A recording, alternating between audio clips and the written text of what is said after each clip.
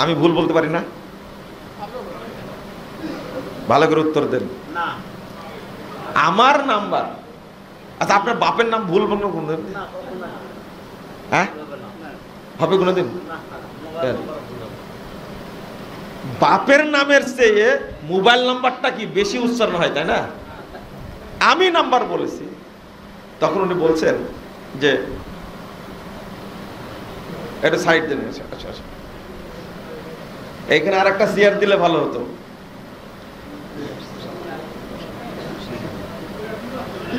একটা চেয়ার পাইলে ভালো হতো। জি,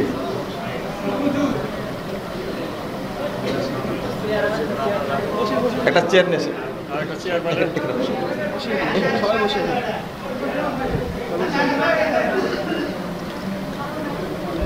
একজনকে চেয়ার নিয়ে আসতে বলে। আচ্ছা, আমি যেটা বলছিলাম, যদি আল্লাহ প্রদত্ত তাওহীদকে বুঝতে আপনি ভুল করেন, যোগাযোগ কি আল্লাহর সাথে হবে? এটা বোঝাতে চাচ্ছিলাম এতক্ষণ। তাওহীদ, এই আকীদা যদি ভুল থাকে, আল্লাহর সাথে যোগাযোগ হবে না। এইটা হলো আমার আসল কথা। আপনারা অবশ্যই আকীদার ব্যাপারে খুব কি থাকবেন, সচেতন থাকবেন। 2 নম্বর, সেটা হলো, এই 2 মিনিটে শেষ করে দিচ্ছি। সেটা হলো 2 নম্বর, সালাতের ব্যাপারে কি থাকবেন, সচেতন থাকবেন। সালাতের ব্যাপারে, সালাতটা যেন শুদ্ধভাবে আদায় করেন। কারণ এই সালাতের মধ্যে ইবলিশ শয়তান এত পরিমাণ বেদাত ঢুকাইছে, এই জন্য নামাজ পড়েও মিথ্যা কথা বলি। এমনকি 70 বছর যাবৎ নামাজ পড়ে কিন্তু জেনা করি, 70 বছর যাবৎ নামাজ পড়ে সুদ খাই। এর মানে কি জানেন? ইবলিশ আমাদের নামাজটা কি করে দিয়েছে, নষ্ট করে দিয়েছে, নষ্ট করে দিয়েছে। আপনি বলবেন যে কিভাবে, কেন গুরুত্ব দিচ্ছেন?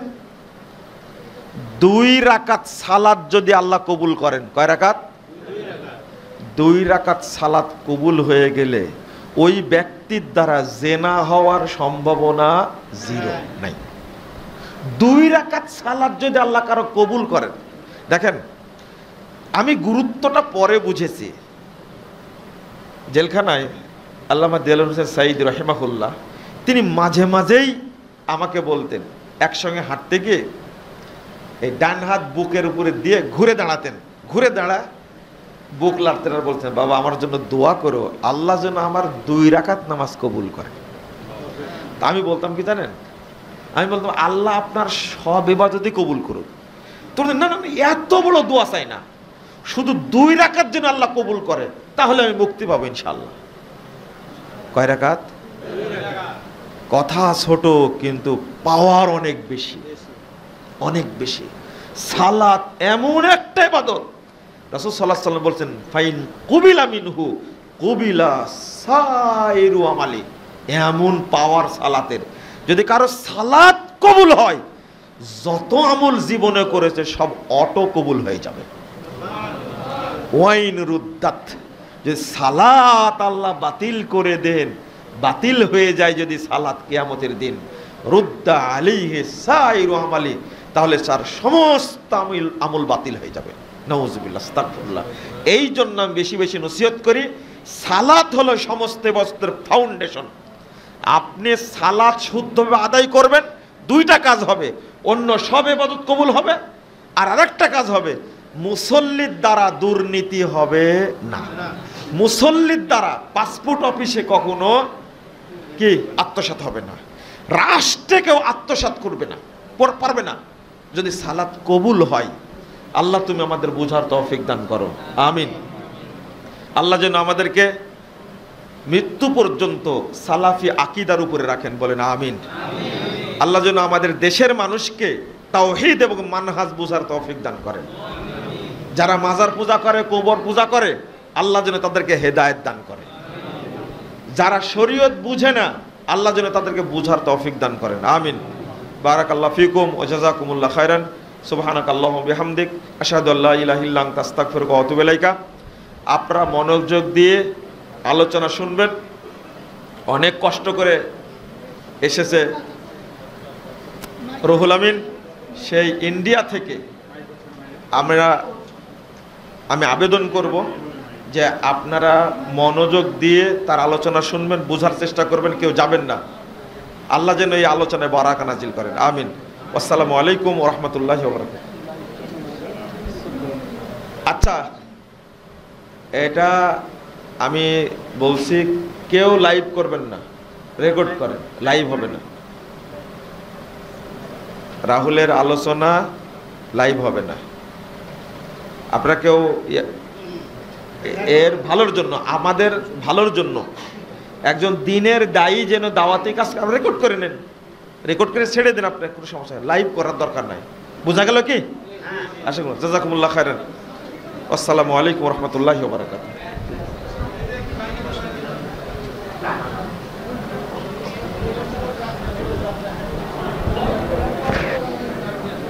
এটা খারাপ হবে।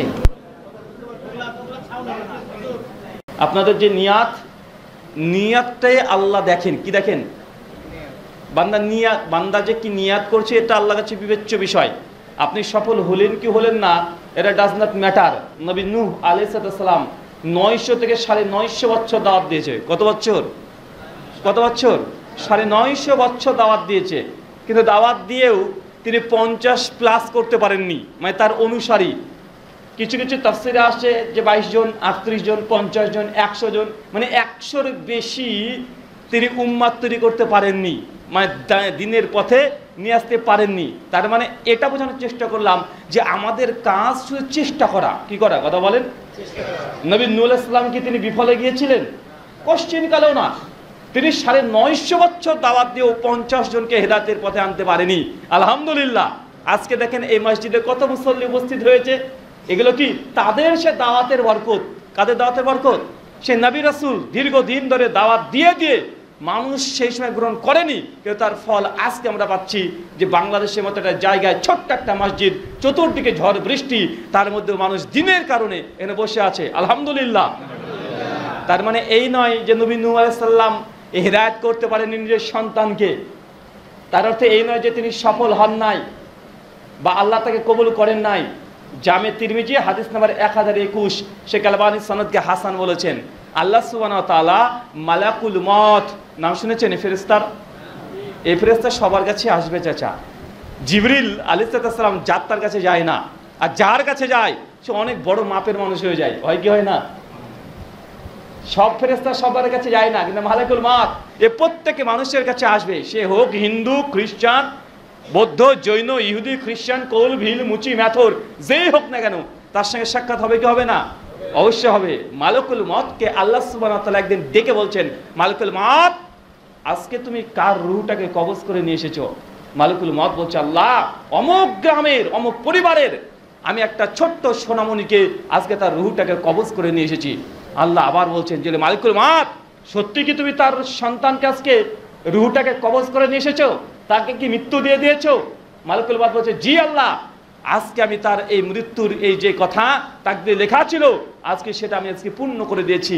আল্লাহ তখন বলছেন মালাকুল মউতকে, মালাকুল মউত, যখন তুমি তার পরিবারের ওই ছোট্ট সোনামণি, একদম সোনার টুকরা ছেলেটাকে যখন রূহটাকে কবজ করে নিয়ে চলে আসলে, মৃত্যু দিয়ে দিলে, সেই সময়তে তার পরিবারের মানুষজন কি বলেছিল? তার বাবা মা কি বলছিল?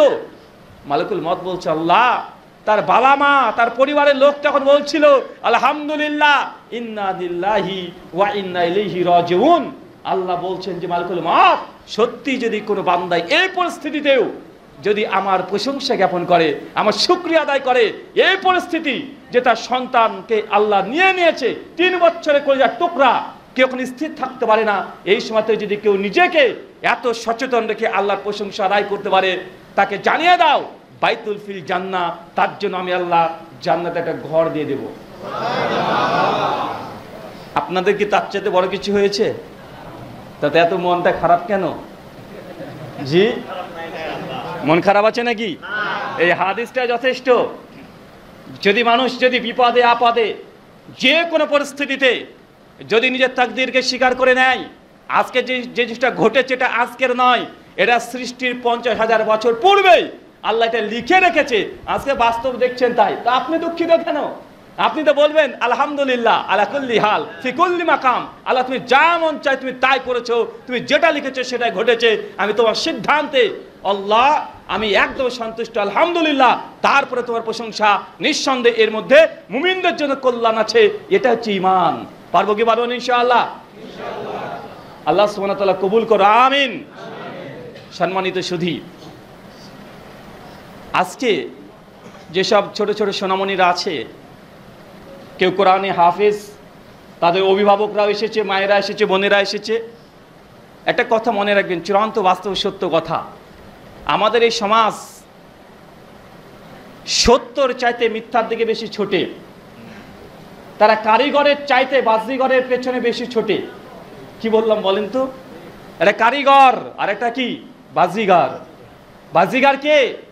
দেখবেন মাঝপথে রাস্তাতে দাঁড়িয়ে বাজি বিভিন্ন রকমের জাদু টোনা দেখাচ্ছে, একটা ছোট্ট সন্তানকে কেটে দেখাচ্ছে, বিভিন্ন রকমের বাজি দেখাচ্ছে, জাদু দেখাচ্ছে।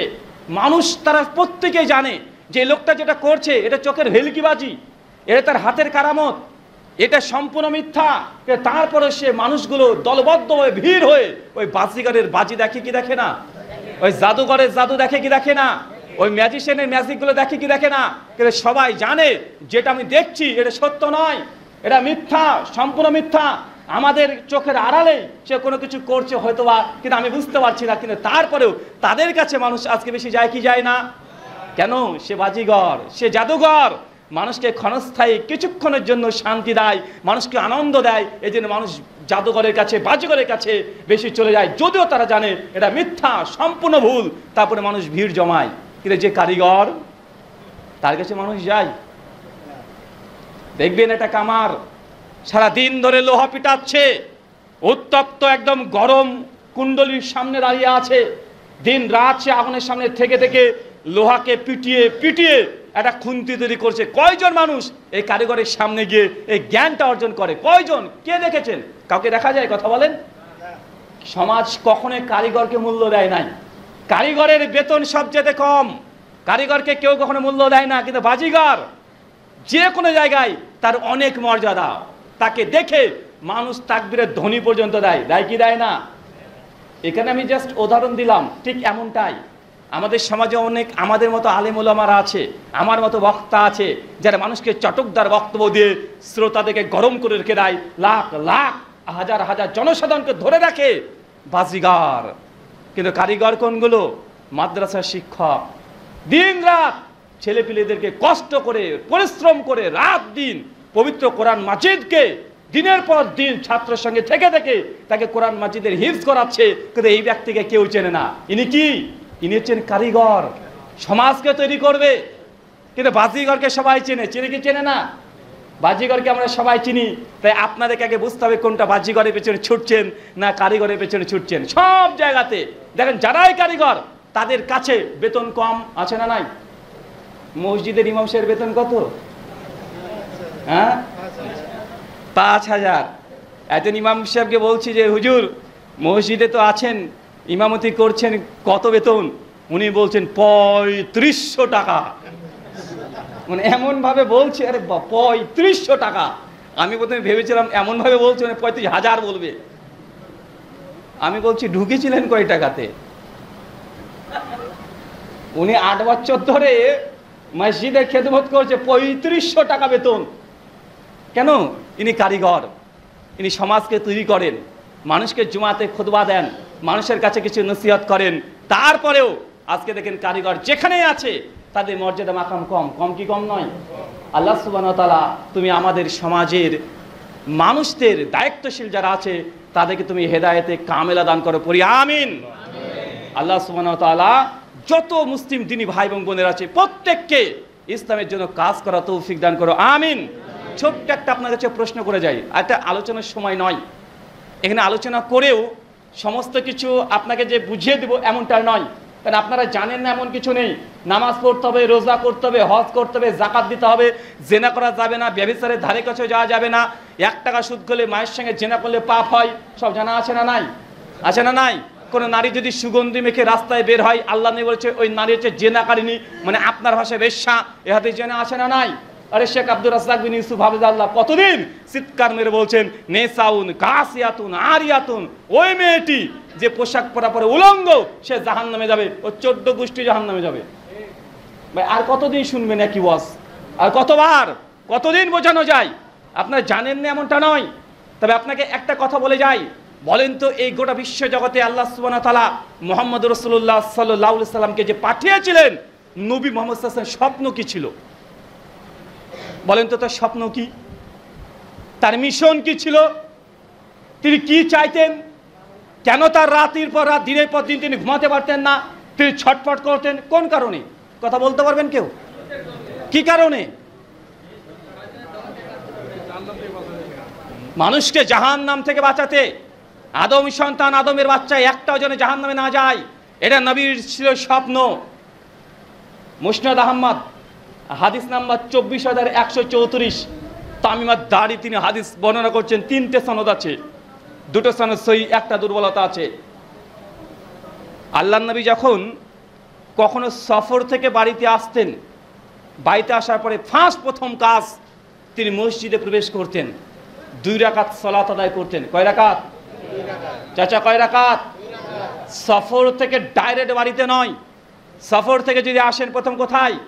মসজিদে এসে 2 রাকাত সালাত আদায় করতে হবে। বলেন তো এই যে সুন্নাত সালাত 2 রাকাত নবী পড়তেন, এই সুন্নাত কি মৃত না জীবিত? এটাকে জীবিত করতে হবে কি হবে না? তাবরানি আওসাত হাদিস না 18,159, শেখ আলবানী শেখ সনদ হাসান বলেছেন, আল্লাহ নবী বলছেন কেউ যদি আমার মৃত একটা সুন্নাতকে জীবন্ত করে 50 জন শহীদের মর্যাদা তার আমলনামায় দিয়ে দেওয়া হবে।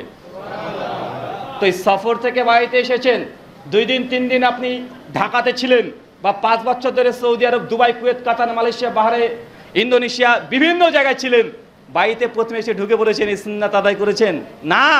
কিন্তু আপনাকে সুন্নাত আদায় করতে হবে। যদি সমাজে এই সুন্নাত পরিচালিত হয়ে যায় আপনার দ্বারাই, তাহলে 50 জন শহীদের মর্যাদা আপনার আমলনামায় পাওয়া যাবে। করবো তো ইনশাআল্লাহ? তা আল্লাহর নবীর এটা রীতি ছিল, সুন্নাত ছিল। তিনি সফর থেকে আসলে, জিহাদ থেকে আসলে বাড়িতে প্রবেশ করার আগে 2 রাকাত আগে নামাজ পড়তেন, তারপর তার কন্যা ফাতেমা রাদিয়াল্লাহু তাআলা আনহার কাছে যেতেন, যার পর তার সঙ্গে কিছুক্ষণ গল্প করতেন, কিছুক্ষণ সময় কাটাতেন নিজের মেয়ের কাছে, তারপরে যেতেন স্ত্রীর কাছে। ফাতেমা রাদিয়াল্লাহু আনহা তিনি বলছেন, একদিন আমার আব্বা নবী মুহাম্মদ রাসূলুল্লাহ সাল্লাল্লাহু আলাইহি ওয়াসাল্লাম তিনি আসছেন, আমি দেখছি যে আমার আব্বাকে তার শরীরে একদম ধুলো বালি লেগে আছে, গোটা পোশাকে ধুলো বালি লেগে আছে। তিনি জিহাদ করে আসছেন, জিহাদের ময়দান থেকে আসছেন অনেক দিন পর, তার হাত পায়ে নোংরা, ধুলি বালি লেগে আছে, গোটা মুখ কালো হয়ে গেছে। আমি ফাতেমা তখন কাঁদতে কাঁদতে বললাম, আমার আব্বা আপনার কি হয়েছে? আপনি এতদিন বাড়ির বাইরে, আপনার শরীরের কি অবস্থা, চেহারার কি অবস্থা? রোদে, আপনার উত্তপ্ত রোদ আর ধুলিবালিতে আপনার চেহারাটা পুরো কালো হয়ে গেছে। এই বলে ফাতেমা রাদিয়াল্লাহু আনহা কাঁদতে শুরু করেছেন। আল্লাহ নবী আলাইহিস সালামের সঙ্গে সে বলছে, ফাতেমা তোমার আব্বাকে তার রব এমন এক দিন দিয়ে পাঠিয়েছে, যতক্ষণে দিন পৃথিবীর প্রত্যেক কাঁচা থেকে পাকা বাড়ি পর্যন্ত না পৌঁছায়, ততদিন পর্যন্ত এইভাবেই আমাকে কাজ করতে হবে। যতক্ষণ পর্যন্ত পৃথিবীর প্রত্যেক জায়গায় যেখানে সূর্য ওঠে এই দিন ইসলাম প্রচার না হয়, ততদিন পর্যন্ত আমাকে এইভাবে কাজ করতে হবে, যেন কোনো মানুষ যেন জাহান্নামে না যায়। এটা নবীর মিশন ছিল। কার মিশন? নবীর স্বপ্ন ছিল এটা। এই স্বপ্নের জন্য রাতকে রাত, দিনকে দিন তিনি ঘুমাতে পারতেন না। এই জন্য তিনি হাজার হাজার সাহাবীদেরকে তৈরি করেছিলেন, কিভাবে গোটা বিশ্ব জগৎ ইসলাম প্রচার হয়, কিভাবে মানুষকে শান্তির ছায়াতলে নিয়ে আসা যায়, কিভাবে জাহিলি রীতিকে বাদ দিয়ে ইসলামের পিওর বিশুদ্ধ ইসলামে আবার ফিরে আনা যায়, কিভাবে নবী ইব্রাহিমের দ্বীনকে প্রতিষ্ঠা করা যায়। বিভিন্ন কলা কৌশল আল্লাহ নবী করেছিলেন। প্রয়োজনে আল্লাহ নবী নিজের জন্মভূমি মক্কা থেকে বিতাড়িত হয়ে মদিনায় ফিরে গিয়েছেন, আবার তিনি মক্কাতে ফিরে এসেছেন। যে শত্রুরা তার সঙ্গে শত্রুরা পূর্ণত আচরণ করেছে, বন্ধুরা শত্রু হয়ে গেছে, পরিবার তাকে ত্যাগ করেছে, তাইফের ময়দানে রক্তাক্ত হয়েছে, আল্লাহ নবী উহুদের ময়দানে দাঁত মোড়ক শহীদ হয়েছে। কেন? তার স্বপ্ন পূরণ করার জন্য। নবীর এই স্বপ্নের দাম নেই। আপনি উম্মাতে মুহাম্মাদি, আপনি সেই নবীর উম্মাত। নবীর স্বপ্ন ছিল এটাই যে কিভাবে পৃথিবীর প্রত্যেক কাঁচা থেকে পাকা বাড়ি পর্যন্ত ইসলামের দাওয়াত যেন পৌঁছে যায়, এটা নবীর স্বপ্ন। আর এই স্বপ্নকে উম্মতে মুহাম্মাদি পূরণ করতে হবে কি হবে না? এই স্বপ্নের পেছনে কাজ করতে হবে কি হবে না? এই স্বপ্ন পূরণ করতে হবে কি হবে না? অবশ্যই এই স্বপ্নের পেছনে আমাদেরকে শ্রম দিতে হবে। কেন? তিনি মুহাম্মদ রাসূলুল্লাহ সাল্লাল্লাহু আলাইহি ওয়াসাল্লাম কিয়ামতের দিন তিনি আমাদেরকে শাফাআত করবেন ইনশাআল্লাহ। করবে কি করবে না? বেদাতীদেরকে করবে না, কিন্তু যারা নবী সুন্নাহকে ভালোবাসে তারা নবীর সঙ্গে থাকবে। আল্লাহ স্পষ্ট হয়ে জানিয়ে দিয়েছে যে আমার সুন্নাতকে ভালোবাসে সে আমার সঙ্গে জান্নাতে থাকবে। তা আল্লাহ নবীর এই স্বপ্নকে আমরা বাস্তবায়ন করব কি করব না? কিন্তু উম্মতে মুহাম্মাদ আজ কোন দিকে? কার স্বপ্ন বাস্তবায়ন করছেন? কার স্বপ্ন পূরণ করার জন্য আপনি দিন রাত ব্যস্ত? বাবা বলেছে তোকে ডাক্তার হতে হবে, মা বলেছে তোকে মাস্টার হতে হবে, সমাজ বলছে না তুই একটা বড় অফিসার হবি, তুই বড় রাজনীতিবিদ হবি। আপনি তাদের স্বপ্ন পূরণ করার জন্য ব্যস্ত। নবীর স্বপ্নর কোনো মূল্য নেই। আজকে মূল্য দেন আপনি? নবীর স্বপ্ন পূরণের জন্য মূল্য দেন? জি না। নবীর স্বপ্ন পূরণের জন্য যদি আপনার কাছে 5 টাকা ধার চাওয়া হয় আপনার মাথাতে হাত উঠে যায়। কি যে বলে! এখনই যদি বলা হয় যে মাদ্রাসা, এখানে দিন শিক্ষা হবে, এখানে কারিগররা আছে, কোনো বাজিগর নয়, এখান থেকে মানুষকে ইলম শিক্ষা দিয়ে গোটা বিশ্ব জগতে আল্লাহ নবীর স্বপ্ন পূরণের জন্য দায়ী তৈরি করা হবে। আপনারা এই মাদ্রাসাকে, এই মসজিদকে সহযোগিতা করেন, যা আছে আপনি তাই দিয়ে দেন। ভাই কতজন দেয়? কি করবে মানুষ? মানুষ কি করবে? বলবে যদি আপনি তার কাছে একটু ওই বইগুলো নিয়ে যান, মানে রিসিভ মানি, ওগুলো যদি নিয়ে যান, যে যদি বলেন যে ভাইজান মাদ্রাসাতে তো এবার ছাদ ঢালাই করবো, কিছু দেন। প্রায় 25 লক্ষ টাকা বাজেট আছে, বলছেন 25 লক্ষ টাকা বাজেট আছে। আপনি গিয়েছেন, আপনাকে বাঁকা চোখে তাকিয়ে বলবে আরে মৌলানা সাহেব, মৌলভী সাহেব, আরে কয়দিন আগে দিলাম না একবার টাকা, কয়দিন আগে তো দিলাম। মানে কয়দিন আগে বলতে 1 বছর পার হয়ে গেছে। মানে ওর কাছে কয়দিন বলেছেন 25 লক্ষ টাকা বাজেট আছে, পকেট থেকে টুক করে 25 টাকা বের করে দিয়ে আবার বলছে যে এই নেন, কিছু মনে করিয়েন না। বেটা শুনেছে 25 লাখ টাকা বাজেট, দিচ্ছে 25 টাকা। আছে না নাই? কথা বলেন। এইভাবে নবীর স্বপ্ন পূরণ হবে? এইভাবে নবী যে স্বপ্ন দেখতেন দিন রাত ধরে, এইভাবে নবীর স্বপ্ন পূরণ করা সম্ভব না। উম্মতে মুহাম্মাদী নবীর স্বপ্ন পূরণ করার জন্য যে যে অবস্থায় আছে সেই অবস্থা থেকেই তাকে দাওয়াতি ময়দানে কাজ করতে হবে। নবীর এটাই স্বপ্ন, কোনো আদম সন্তান যে জাহান্নামে না যায়, শেষ মানুষ পর্যন্ত নবী তাকে জাহান্নাম থেকে বের করে জান্নাতে নেওয়ার চেষ্টা করবেন। সে বুখারী উঠিয়ে দেখেন, হাদিস না 4668 নম্বর হাদিস। আল্লাহ নবী বলছেন কিয়ামতের মাঠে সমস্ত নবীরা অজ্ঞান অবস্থায় পড়ে থাকবে, আল্লাহ তারপরে উত্থিত করবে, সমস্ত নবীরা দলবদ্ধভাবে দাঁড়িয়ে থাকবে। আর মানুষ সেই দিন বাঁচার জন্য নিজ নিজ নবীর পেছনে তারা দাঁড়িয়ে থাকবে। সূরা বনী ইসরাঈল 17 আয়াত নম্বর 71, ইয়াউমা নাদউ কুল্লা উনাসিন বিইমামিহিম। সেই দিন প্রত্যেক ইমামের সঙ্গে তার অনুসারীরা উঠবে। এখানে ইমাম বলতেন নবীগণ। কারা? কথা বলেন। নবীগণ। নবীর পেছনে তার উম্মতরা দাঁড়িয়ে থাকবে। আদম আলাইহিস সালামের উম্মত তার চিৎকার মেরে চলে যাবে, ইয়া আদম আজকে আমাদেরকে রক্ষা করেন, আজকে কিয়ামতের সংকটময় সময় আল্লাহ খুব রাগান্বিত, তিনি যদি আমাদের বিচার করেন আমরা কেউ জান্নাতে যেতে পারবো না, আমাদের জন্য আপনি একটু শাফাআত করেন। নবী আদম বলবেন আজকে আমার দ্বারা সম্ভব নয়। আল্লাহ যদি আমার উপরে রাগান্বিত থাকেন, তিনি আমাকে বলেছিলেন আদম গাছে গাছে যেও না, আমি গিয়েছিলাম। আল্লাহ যদি রাগান্বিত থাকে আজকে এই কাজ আমাদের সম্ভব না, যাও তোমরা নবী নূহের কাছে চলে যাও। মানুষ ছুটে চলে যাবে নবী নূহের কাছে। কোন নবী? নূহের কাছে। নূহ আলাইহিস সালাম একই কথা বলবে, আমার দ্বারা সম্ভব না। আমি দুনিয়াতে নিজের সন্তান আমি জানতাম সে কাফের, ইসলাম গ্রহণ করেনি, কিন্তু আল্লাহ যখন বললো নৌকা তৈরি করো, আমি আল্লাহ করেছি আল্লাহ আমার সন্তানকে একটু নৌকাতে তুলে নিই। মানে আমার এখানে আবেগ কাজ করেছিল। আল্লাহ যদি এই কাজের জন্য রাগান্বিত হয় আজকে আমার দ্বারা সম্ভব নয় তার সামনে যাওয়া। তোমরা চলে যাও নবী ইব্রাহিম, দাউদ, সুলাইমান, ইউনুস, ইউসুফ, ইব্রাহিম, যত নবী আছে, জাকারিয়া, ইয়াহইয়া, সবার কাছে মানুষ ছুটে যাবে। সবার একটাই কথা, ইয়া নাফসি ইয়া নাফসি। আজকে আমাদের কি হয়? তারা উম্মত থেকে বিচ্ছিন্ন থাকবে। কার উম্মত থেকে বিচ্ছিন্ন থাকবে? নবীগণ। তারা সহজে শাফাত করতে আসবে না। নবী ঈসা বলবেন যাও তোমরা শেষ নবী মুহাম্মদ রাসূলুল্লাহ সাল্লাল্লাহু আলাইহি ওয়াসাল্লামের কাছে চলে যাও। আজকে হয়তো তিনি কিছু করতে পারেন, নবীর কাছে আসবেন। আল্লাহ বলেন নবী আপনি মাথা তুলেন, যা চাইবেন তাই দেওয়া হবে। আল্লাহ নবী মাথা সিজদারত অবস্থায় বলবে ইয়া উম্মতি ইয়া উম্মতি ইয়া উম্মতি। আল্লাহ আজকে আমার এই উম্মতের কি হবে, উম্মতের কি হবে? তিনি সিজদারত অবস্থায় নিজের উম্মতকে নিয়ে চিন্তিত। আর সেই উম্মত আজকে নবী স্বপ্ন পূরণ করা বাদ দিয়ে আজকে বাপ মা, রাষ্ট্র, সমাজ, গার্লফ্রেন্ড, স্ত্রী, কন্যা, পুত্র, সন্তান তাদের স্বপ্ন পূরণ করতে ব্যস্ত। ব্যস্ত কি ব্যস্ত নয়? নবী আছে আপনার চিন্তায়, তিনি কিয়ামতের মাঠে আপনাকে নিয়ে চিন্তিত। আল্লাহ বলবেন যান, আজকে আপনাকে জাহান্নাম থেকে যাকে ইচ্ছা আমি আপনাকে বলে দিলাম, আপনি তাকে তাকে নিয়ে আসেন। নবী নিজের সঙ্গে একবার দুইবার নয়, তিনবার জাহান্নামে প্রবেশ করে জাহান্নামী উম্মতে মুসলিমাকে আল্লাহ নবী বের করে নিয়ে এসে তিনি জান্নাতে নিয়ে আসবেন। আপনার মতো মানুষকে আল্লাহ নবী জাহান্নাম থেকে বের করবে। নবী চান না যে আপনি জাহান্নামে থাকেন। একটু যদি আপনার ঈমান থাকে, যদি নবী স্বপ্ন পূরণের জন্য কাজ করেন, নবী আপনাকে সেই দিন জাহান্নাম থেকে বের করে নিয়ে আসবেন। কিন্তু আপনি কোন পথে আছেন? আপনি নবীর স্বপ্ন পূরণের পেছনে আছেন? যে না, নেই। আপনাকে নবীর স্বপ্ন পূরণের জন্য সর্বাধিক কাজ করতে হবে। কিভাবে করবেন? হুজুর, বয়স তো আমার 40 হয়ে গেল, হুজুর আমি তো আলেম হতে পারিনি, তো নবীর স্বপ্ন কিভাবে প্রচার করব? আমি দাওয়াত দেব কিভাবে দায়ী হব? প্রত্যেককে আলেম হতে হবে এমনটা নয়। অনেকজন আছে বলছে ভাইজান আমি MBA করেছি, MBA করার পরে আমার মনে হচ্ছে এই দুনিয়াবি পড়াশোনা করা উচিত নয়, আমি দিন নিয়ে পড়তে চাই, আমি দাওয়াতি প্ল্যাটফর্মে আসতে চাই, আমি দাওয়াতি কাজ করতে চাই। অবশ্যই তার আবেগটা ঠিক আছে, কিন্তু আমরা বলি ভাইজান আপনি যদি ডাক্তার হন এটা ইসলামে হারাম নয়। হারাম নাকি? না, ডাক্তার আছেন ওইখান থেকেই নবী স্বপ্ন পূরণ করার চেষ্টা করেন। কিভাবে করবেন?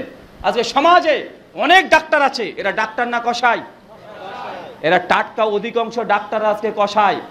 আরে আপনার স্ত্রীকে সকালবেলায় আপনি নিজে হাঁটিয়ে আপনি নার্সিং হোম বা হসপিটাল নিয়ে গেলেন, রীতিমতো ফিট একদম, বাড়িতে কাজকর্ম করে এসেছে, রান্না বান্না করে এসেছে, হসপিটাল নিয়ে গেলেন, ডাক্তারবাবুকে বলছেন যে আজকে আপনি বলেছিলেন তার সন্তান প্রসব হবে, ডেট দিয়েছিলেন, তাই নিয়ে এসেছি।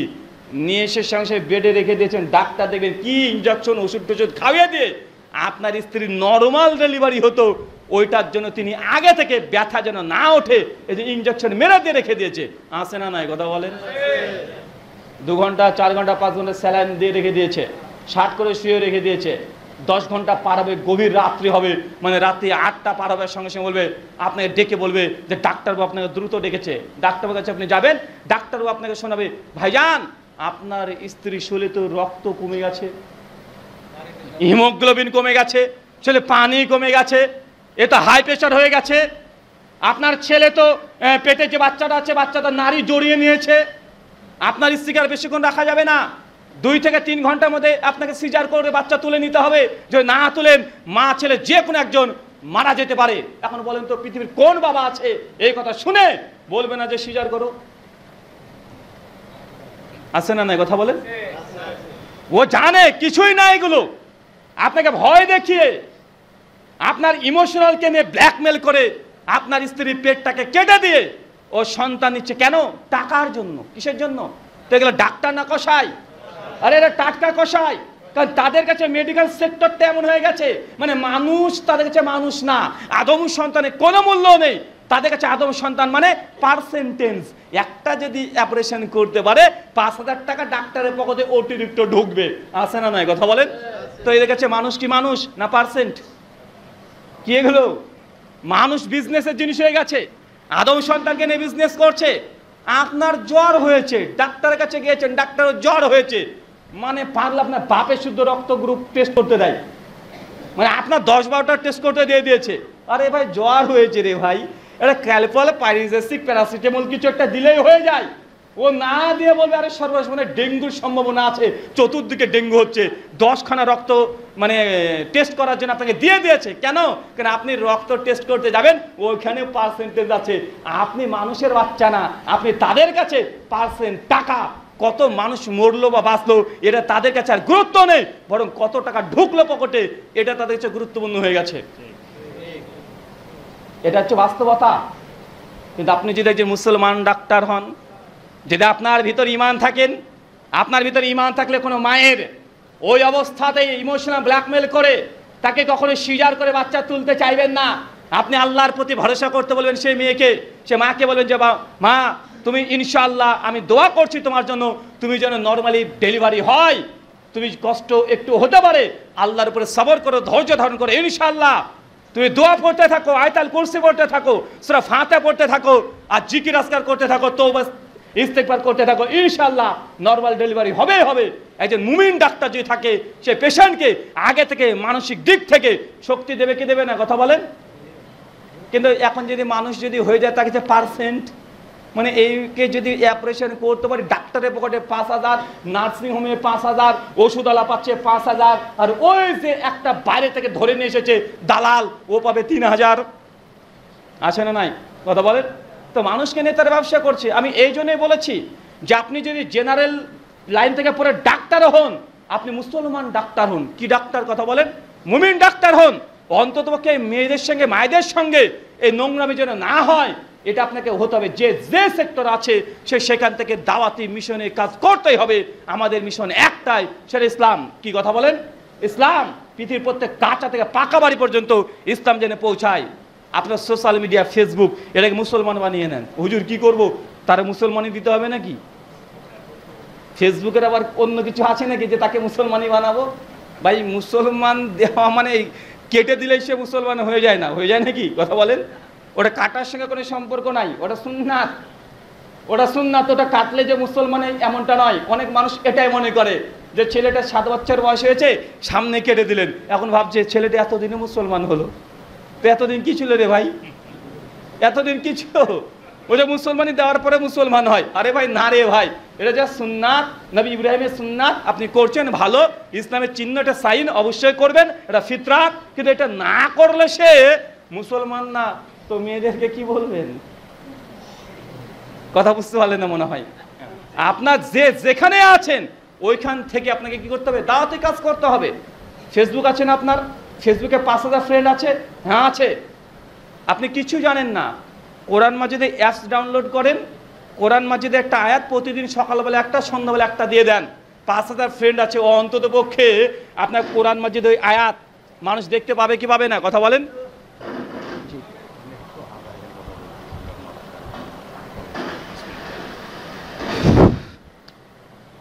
ঠিক আছে,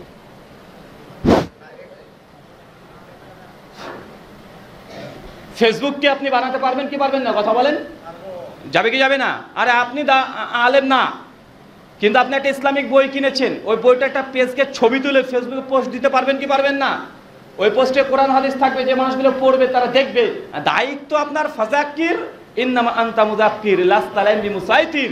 আল্লাহ জানিয়েছেন তোমাদের কাজ দাওয়াত পৌঁছে দেওয়া, জোর করে তাই ইসলাম গ্রহণ করতে হবে, এটা আমাদের দায়িত্ব না। আমাদের কাজ শুধু কোরআনের আয়াত হাদিসগুলো মানুষের কাছে কাছে পৌঁছে দেওয়া। সূরা গাশিয়া আয়াত 20 এবং 21। পারবো তো ইনশাআল্লাহ?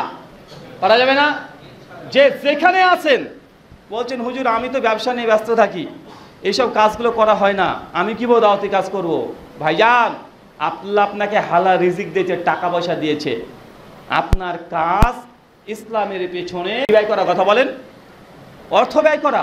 আপনি বলে দেন এই মাদ্রাসাতে 5 জন এতিম ছেলের দায়িত্ব আমার, যা খরচ হবে আমি দেবো, আল্লাহ রিজিক দিয়েছে, ও রিজিকের একটা অংশ আপনি 5টা যদি এই এতিম ছেলে যদি দায়িত্ব নিয়ে নেন, তা যদি আলেম হয় দাওয়াতি কাজ করবে, আপনি ইসলামের পক্ষে কাজ করলেন কি করলেন না?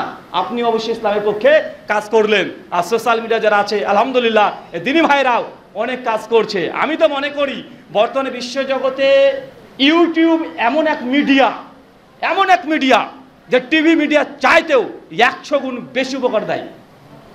কেন টিভি মিডিয়া খুলতে যাবেন, সরকারকে ট্যাক্স দিতে হবে কি হবে না? টিভি চ্যানেল খুলে সরকারকে ট্যাক্স দিতে হবে কি হবে না? ট্যাক্স দিতে হবে, স্যাটেলাইট কিনতে হবে, সেটআপ রেডি করতে হবে, কত সরঞ্জাম, প্রত্যেক বছর আপনাকে সেটাকে আবার নতুন করে ইনস্টল করতে হবে, হাজার ঝামেলা আছে না নাই? আছে। তারপরেও যদি আপনি টিভি চ্যানেল খুলেন তো শুধু বাংলাদেশের মানুষ দেখতে পাচ্ছে আপনারগুলোকে, যতক্ষণ না ইন্টারন্যাশনাল স্যাটেলাইট না কিনছেন, মানে এত টাকা খরচ করে শুধু বাংলাদেশের মানুষ দেখবে। কিন্তু ইউটিউব হাফেজাহুল্লাহ এমন আল্লাহ বরকত দিয়েছে যে এর কোনো বর্ডার লাগে না। লাগে নাকি? সরকারের পারমিশন লাগে, টাকা পয়সা লাগে, কিচ্ছু লাগে না। আপনি একটা ইউটিউব চ্যানেল খুলেও আপনি নিজে আলেম না, আলেমদের বক্তব্য সুন্দর করে এডিট করে বিভিন্নভাবে আপনি ইউটিউবে আপলোড করে দেন, বক্তব্য শুনে মানুষ যদি উপকৃত হয়, আপনি যে পরিশ্রম করলেন, কোনো মানুষ যদি হেদায়েত পায়, ভাই আপনি নাকি পাবেন কি পাবেন না? আপনি সে পক্ষে কাজ করলেন কি করলেন না? টিভি মিডিয়ার চাইতে YouTube media, social media, Facebook হাফেজাহুল্লাহ, ইউটিউব দামাত বারকাতুহু আলিয়া, আর এখন তো আছে চ্যাট জিপিটি। এ তো জবর আল্লামা,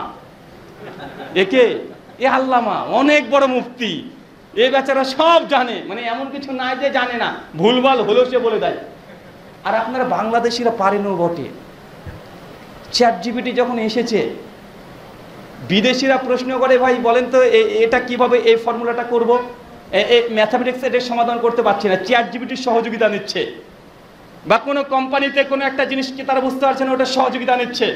আর বাংলাদেশে আমরা তো বাঙালি, আমাদের সঙ্গে পারে চ্যাট জিপিটি? তুই সব পারিস, তোকে দেখছি। একদম চ্যাট জিপিটিকে কিছুদিন আগে একটা ভিডিও দেখলাম, হাতে 1 মুঠ চাল নিয়েছে, অনেকগুলো চ্যাট জিপিটি ভিডিও করে বলছে, চ্যাট জিপিটি সব নাকি জানিস তুই, বল হাতে কটা চাল আছে বল, গুনে গুনে দে। চ্যাট জিপিটি বিপদে পড়ে গেছে, কার কাছে আসলাম রে ভাই, মানে কার কাছে এসেছি, মানে ও হচ্ছে মানে বিপদের মধ্যে পড়ে গেছে। ভাই এমন আছে না? নাই। কে দেখছে গাছের পাতার সামনে ক্যামেরা ধরেছে, বল চ্যাট জিপিটি কতগুলো গাছের পাতা আছে গুনে গুনে বল। আবার অনেকে তো চ্যাট জিপিটিকে প্রথম প্রশ্ন কি করেছিলেন, 1 থেকে 1 কোটি গুণ। মানে বাঙালির সঙ্গে পারে, বাঙালির সঙ্গে পারা সম্ভব না, মানে এদের অনেক বেশি বুদ্ধি। আর আপনি বলেন তো চ্যাট জিপিটিকে কি জিজ্ঞেস করেছিলেন প্রথম? আমি তোমাকে ভালোবাসি। বাঙালি পারে এগুলো, মানে বাঙালির ব্রেন মানে অন্যদের চাইতে 100 গুণ দ্রুত চলে। মানে চ্যাট জিপিটি যত দ্রুত অ্যান্সার দেয়, বাঙালির ব্রেন তার চাইতে 20 গুণ এক্সট্রা তাদের ব্রেন চলে। বলে তুই পারবি, তুই পারবি না, ফ্যান ঘুরছে, ভিডিও করে বলছে বলতো সেকেন্ডে কতবার ঘুরছে, চিন্তা করা যায়। এটা হচ্ছে আমাদের বাঙালি, বরকত আছে আমাদের। আল্লাহ সুবহানাহু ওয়া তাআলা আমাদের দ্বীনি ভাইদেরকে ইসলামের পক্ষে যে যেখানে আছে সেখান থেকে কাজ করা তৌফিক দান করো, আমিন।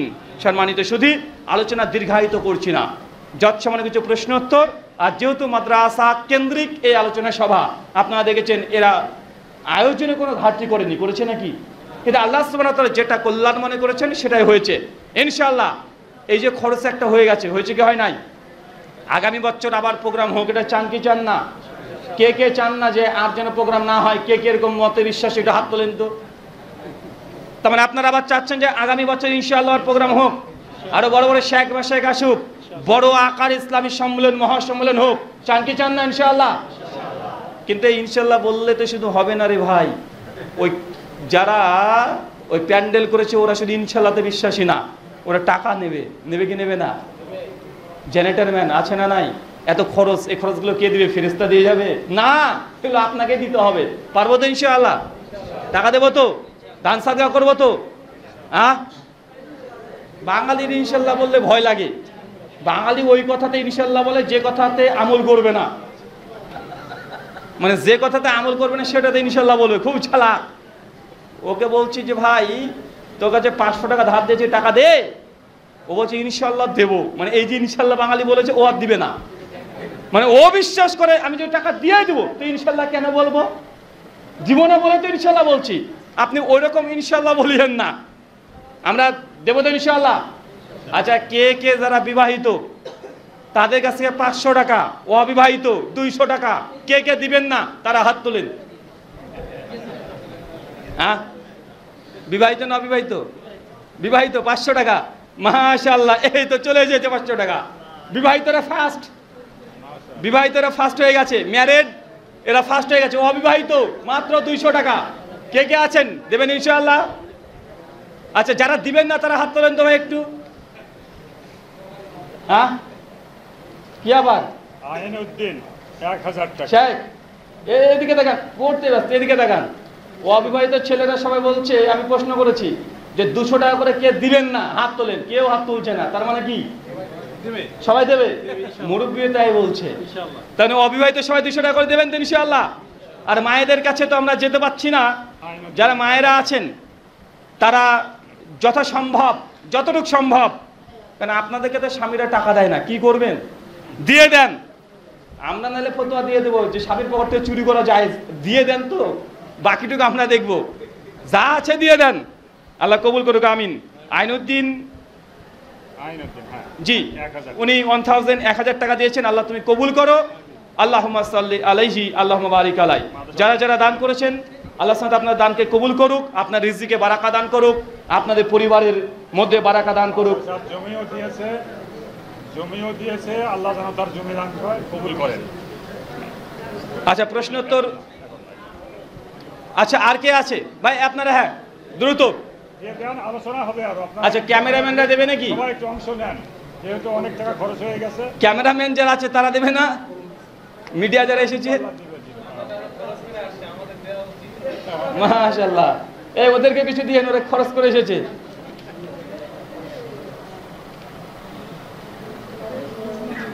ভাই ভাই দ্রুত দেন, আরে ভাই যা আছে পকেটে দিয়ে দেন, একদিনকার হালাল রিজিক ইনকাম যা হয়েছে, আজকে যা ইনকাম করছেন সেটা দিয়ে দেন। 500 100 200 না, আল্লাহকে তো বলবেন যে আল্লাহ একদিনকার হালাল রিজিক আমি তোমার জন্য ব্যয় করেছি, পারবো না ইনশাআল্লাহ? এর একটু ঘোষণা দেন প্লিজ। আইনউদ্দিন জমি দিয়েছে এইটা এইটা। আরে সর্বনাশ, এ তো পড়াই জানি না আমি এত। মোহাম্মদ আইনউদ্দিন মৃত পিতা মাতার জন্য দান, প্রতিষ্ঠাতা অত্র মাদ্রাসা মৌজা দিয়েছেন, খতিয়ান 83, দাগ নাম্বার 723, জমি পরিমাপ 1.5 মানে 50, মসজিদ খতিয়ান দাগ নাম্বার তিনি দিয়েছেন, খতিয়ান নাম্বার বিস্তারিত দিয়ে দিয়েছেন। আল্লাহ তুমি তার দান এবং তার নগদ যে টাকা দিয়েছে তুমি কবুল করে নাও, আমিন। জি।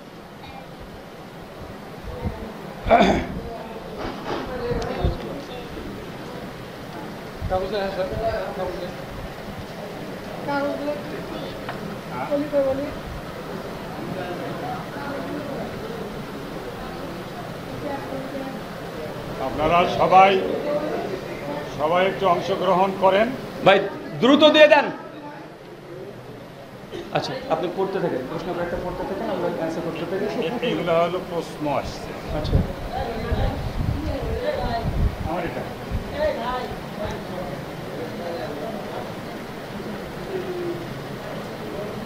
সভাপতি সাহেব 15,000 টাকা দান করছে আজকের প্রোগ্রামের নাম স্যার। আমাদের সাথে। মাশাআল্লাহ, আজকের এই মাহফিলে সভাপতি সাহেব 15,000 টাকা দান করেছেন। আল্লাহ সুবহানাহু ওয়া তাআলা তুমি তার দানকে কবুল করে নাও, আমিন। আমি 10,000, আমার ছেলে 3,000, আমার মিসেস 2,000, মোট 15,000। আরে সর্বনাশ, শেখ নিজে 10,000 দিয়েছেন, ওনার ছেলে 3,000, ওনার সহধর্মিনী 2,000, টোটালে 15,000। মাশাআল্লাহ, কবুল করো, আমিন। জি প্রশ্ন এগুলো করা যাবে, অনেক প্রশ্ন আছে। শেষ